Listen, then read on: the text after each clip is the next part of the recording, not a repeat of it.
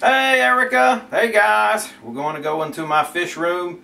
I took 2 years to build, still not done with it, but the most important thing about this room, ladies, it is a, say it with me guys, man cave. No women allowed unless you're Erica and my wife. I don't have any choice for that. Well, let's go in and we'll look at the fish.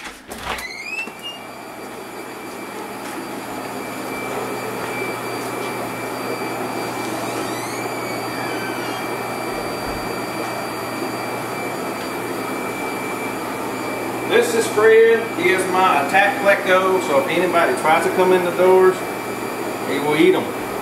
Got this off of Facebook. One of my latest additions was here. The 10-gallon tanks I set up for fry, miscellaneous fry. I got some Victorians in here. This is some Tanganyikans. This is some ventriloquist. In this tank I've got some L133s that I bought that I'm going to start breeding those when they get big enough. And Ryan can come over. He's my son. He's taking the video. Right now it's just raising up fry so they get a little bit bigger to go in the larger tank. I did have one leaker when I set it up, and I still got to replace that 10-gallon, but that'll be at a later date. And moving right along over here, set up some cabinets for miscellaneous supplies. I keep my bulk bags, bulk food in here. I got the bags labeled by size. I set up the sink because fish room without water is like a beer without head when I don't drink. But anyway, the whole room is set up on a blower. That is a 25 CFM blower. Actually, that used to run the aquarium center of Kernersville for over 10 years, and I got that when he closed down. I had a smaller one. I outgrew it when I set up these other banks, and this one's a little noisier, but one of these days I'll replace it with something that's really, really quiet.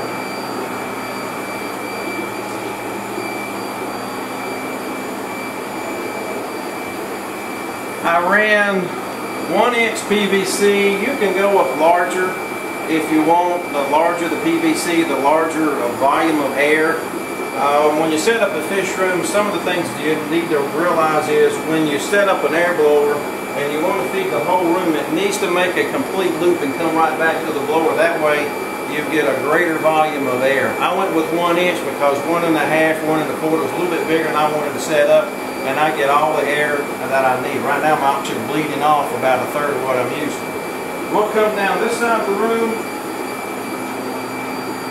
When I set up the systems, I set up the tanks, and I decided I wasn't going to have to pump down water to drain a tank and then fill it back up when I did water changes. So as Brian moves around the room, you'll see that every one of the tanks is drilled with a bulkhead. It has an overflow to it. It all runs down into a central system, into a drain that I have in the corner. These are some 20 longs I set up to raise fry in. Right now we've got some bell-tailed chocolate plecos we're breeding. Those are some grow out with some guppies. And in this one you'll see the male, if he'll move, he's tending the fry. There's some little ones in there, but he's not going to move.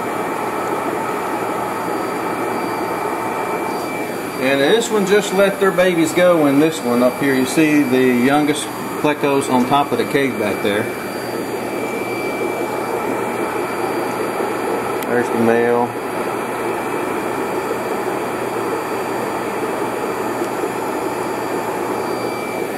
The rest of it is some more grow out. There's a breeding pair of Guppies here. I don't want to mess with them because they're holding right now.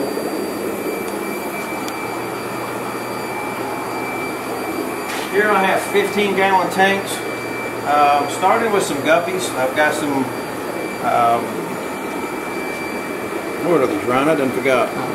Blue tail, blue ribbon, black Moscow? I don't remember. No, not the black Moscow. Blue-green Moscows. I got a virus with some I come in.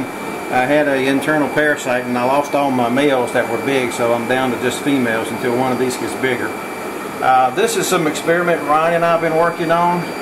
This tank and this tank with some different ones. You can see one of the The female's up here. She's just recuperating from the parasites. I've been treating them with fernets.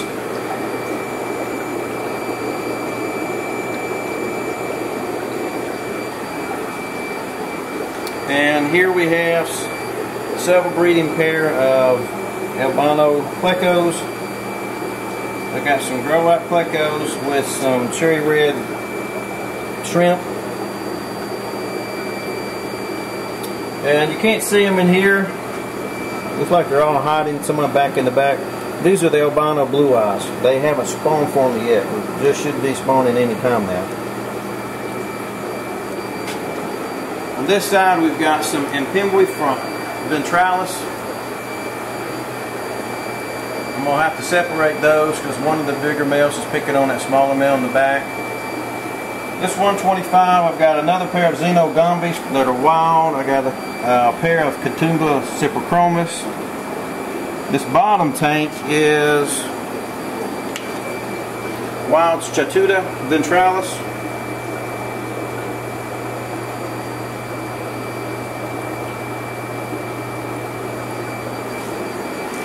And moving right along, got a 220 for Frontosa grow out, and I'll show you their parents in just a minute. A couple of male peacocks that were really exceptional. I was breeding, so I kept some of the males because they're really nice. I like to look at them. But these guys are getting to where they're just about to outgrow this tank, and I'll have to separate them and put them in two different tanks to help them to grow a little bit faster so they won't feel so crowded. Got some more 10-gallon tanks I've been working on to get those set up. This wall, first wall they were put in, I've got 40 breeders, mostly some 30 longs on the side here. I try to keep overabundance of fry growing out in these. It keeps the biological filtration going. I've got two of them down now that will spring a leak.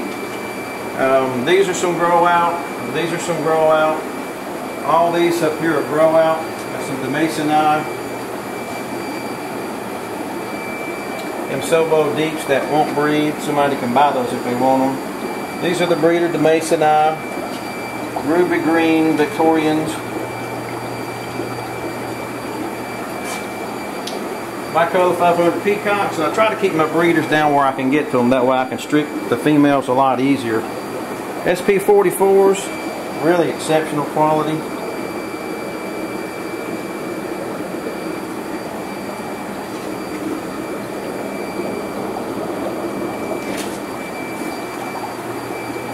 This are some yellow labs. They like to stay hidden in the back.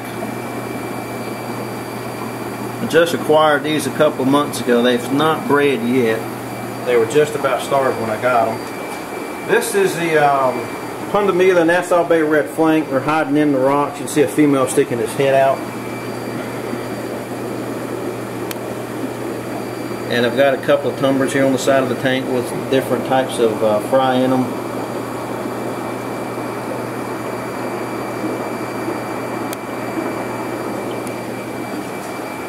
Got some red cap Lethrinops. Ryan, get a picture of that male back in the back.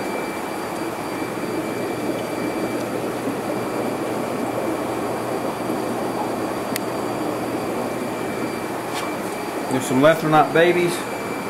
Nubla's over in the corner. And then the bottom is all grow out.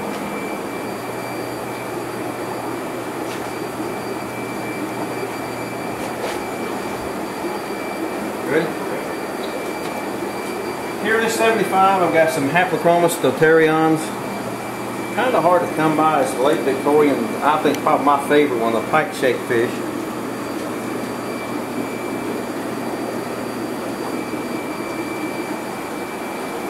$90 gallon. Now it's just holding 2 extra males.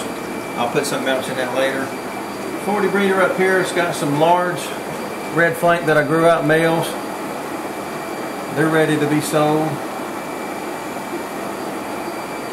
On this side of the room, I've got the lights, but I don't have the bulbs in it yet. This is some Kagoma furcifers. You can see the big sand pit in the back. Started out with 4 pits, got down to 3, then I got down to 2, then I got down to 1 dominant male. And they really haven't spawned for me yet. They're still a little too young. The males when they get colorful, they'll turn almost a fluorescent blue when they get colorful. In the bottom, I've got the adult of the frontosa we just seen. This is wild 7-stripe frontosa. I've got one female here that spawned about 3 days ago.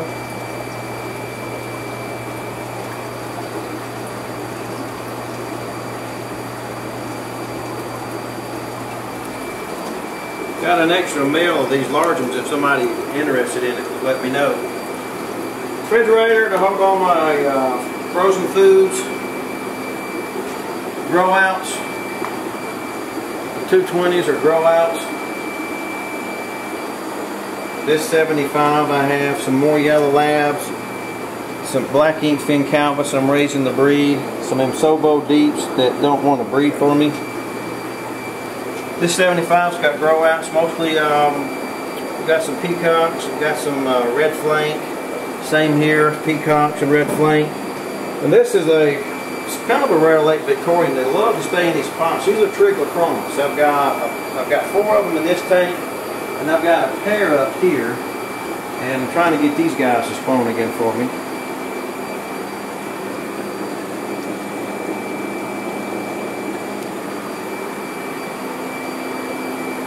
And this little area here is just room for expansion.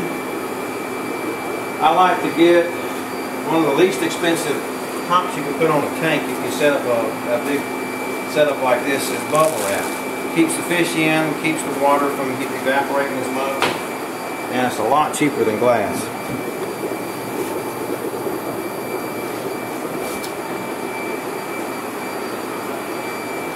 So I think that completes our tour. Oh, the food. Yeah, come over here and show the food.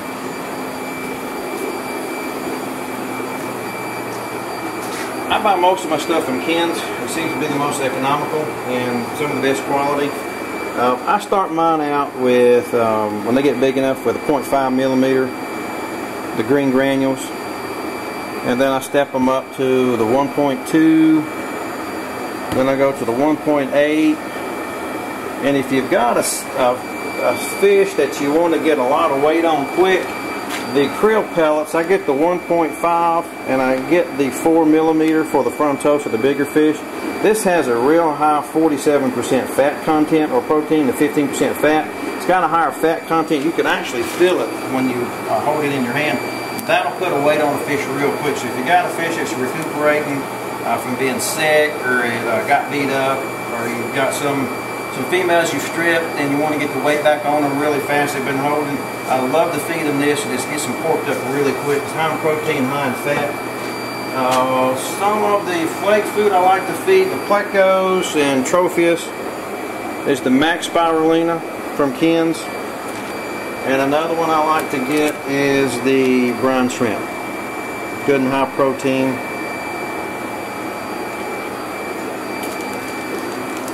Oh yeah, forgot this. The water. We mentioned once that everything you see, Brian, follow me. Everything is drilled. Everything runs down to one corner of the room where I put a drain in the floor when we pour this concrete. And when I want to change the water, I have 2 timers.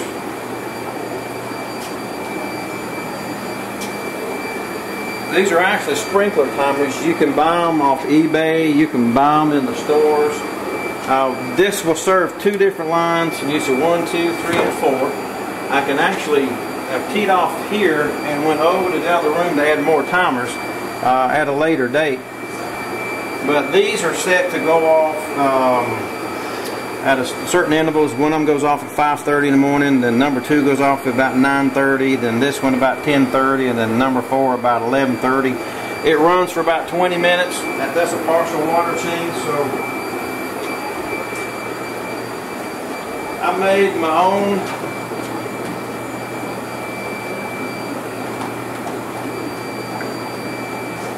you might want to call them shepherd staff. You get them out of PVC, 3/4 inch PVC. The braided hose I get off of eBay really cheap instead of buying it at Lowe's. And when I need to change water, I'll just hang it in a tank. Make sure I have a filter in the overflow so that way the smaller fish don't get out, and it'll run during the day. It'll change the water when I'm not even here. On the other hand, a big tank like the 220, the 125, I will manually change these. I'll pump this down to about right here, and then I'll fill it back up. A lot of fish, as everybody knows, have a lot more waste, and I have to change it a lot more time. So a 20-minute water change once or twice a week is not enough for these guys. About every week to 2 weeks, I'll pump this down about 2/3, fill it back up, and that seems to suffice them. The 125s, well, if I got a lot of fish in one, right now I don't. I usually will use these hoses and put 2 in there. That way it gets 40 minutes in one day. And if I don't feel like that was enough, I'll just leave the hoses in there. And the next day when the timers come on, it'll do another partial water change. Or when I come home the day at work, all I got to do is go up to the manual button, hit the manual button, and it'll run for as long as I want it to, then it'll automatically shut off. So, that concludes our tour of my fish room. Any questions, please feel free to ask.